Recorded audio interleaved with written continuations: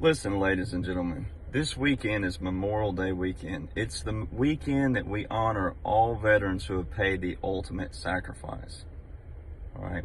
I'm honoring a relative, Milton Presley, who was killed, 18 years old, Vietnam. 18 years old, whole life gone. Gave the ultimate sacrifice. Milton raised his right hand under Title 10. When I raised my right hand to go in the Army, Title 10. Well, my dad, Air Force veteran, uncle, Air Force veteran, grandpa, Army veteran, great-grandpa, Army Air Corps, when they raised their right hand, Title 10. You cannot have one without the other.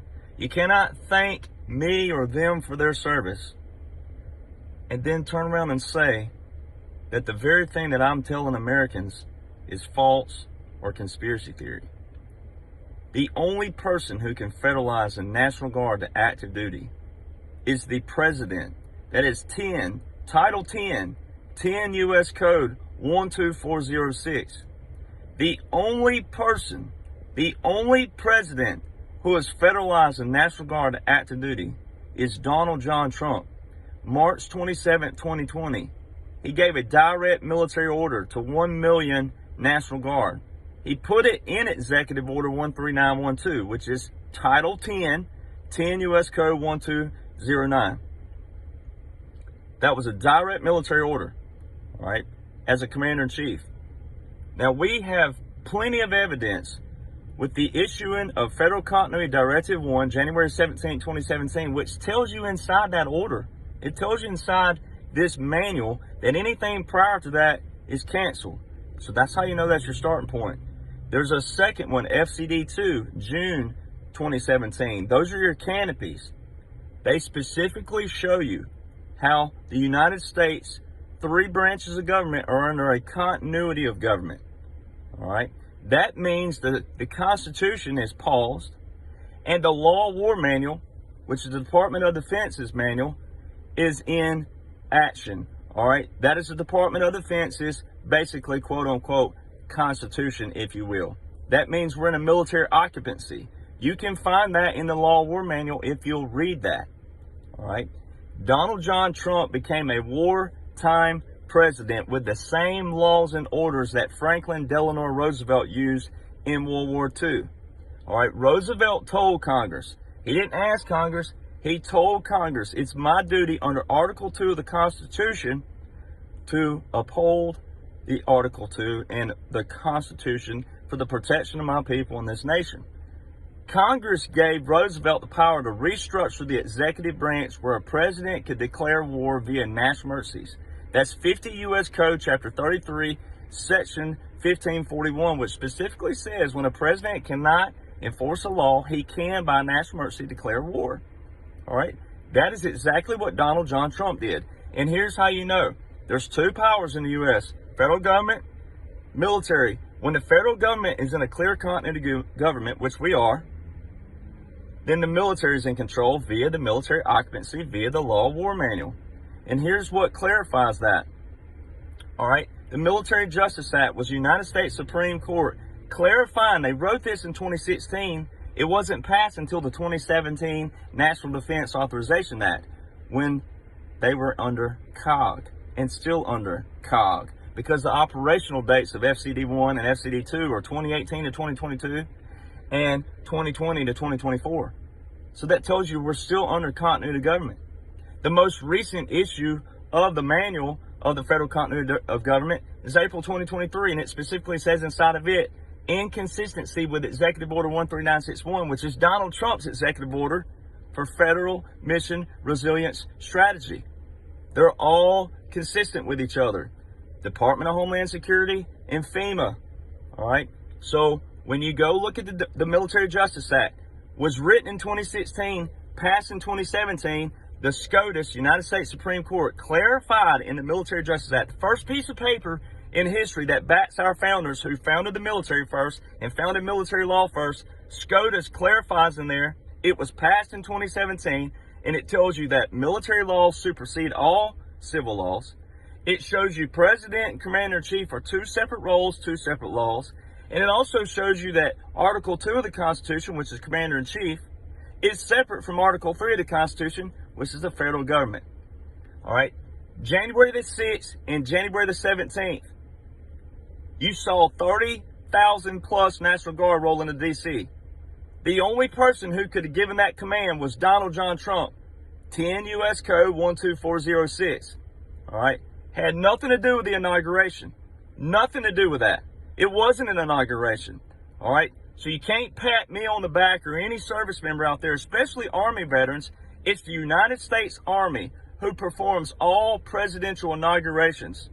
They're the 3rd Infantry Division, known as the Old Guard, the official presidential salute battery. All right? They use 4 cannons. It's also the Army who performs all the military funeral services for the presidents. Okay? Or just the funeral processions alone. All right? You can go look this up on usstate.mil. There's a long, URL there. But it's under a .mil site. Official military. Okay? Go read that. It's the Army who performs all funeral services. They use 3 cannons.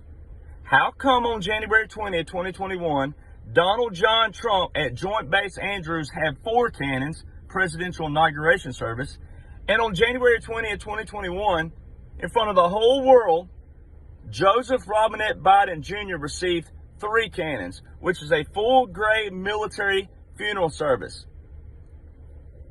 That's not a conspiracy theory. That's Title 10. That's military laws. That's military customs. That's military regulations.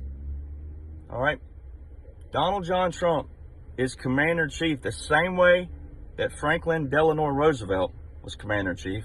Donald John Trump used the same laws and orders in March 2020. That was a direct military command.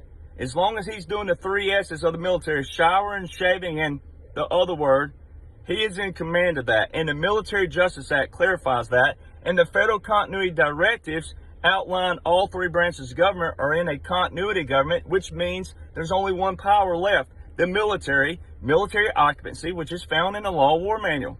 You cannot have one without the other. And there's plenty of visual evidence. The National Guard have been out of their state jurisdictions every single day since those orders. You have to understand how the National Guard work. And it's very disappointing, once again, that we have so many veterans out there that don't even have a clue what's going on. But they will, and they will rise up, because if they care about their service and if they serve for the right reasons, they will go back and read the very law that they served under is totally separate from federal law. But it's an atrocity that so many people don't know what's going on right now. And it's an atrocity when I go on TV shows and you have a host who they want to talk laws and orders, but they don't want to go actually read them and study them and know them. They want to talk about the Constitution, but they don't even know what the Constitution says. Donald John Trump is still your Commander-in-Chief by laws and orders, military laws first, which the Military Justice Act clarified. Joseph Robinette Biden Jr. is a World War II repeat by what they call a Commonwealth Act number 671. All right. Roosevelt and the U.S. put a puppet in place to meet the media and the press for the Philippines, while the actual president was in what they call exile and full control of his military, and the U.S. and Roosevelt flew him back and forth.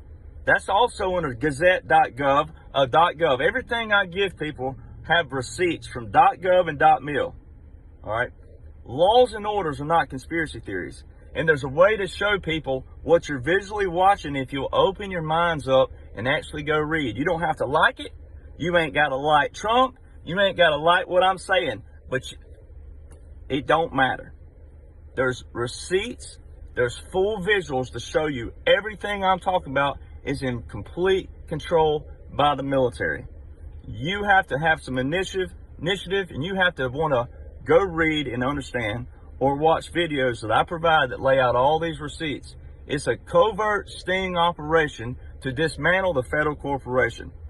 And this weekend is Memorial Day weekend, and every soldier who gave their life for this nation served under the same Title 10 that federalized the National Guard active duty, And that same order has been extended out to March 2024 in Executive Order 13912, which is 10 U.S. Code 1209. You can't have one without the other.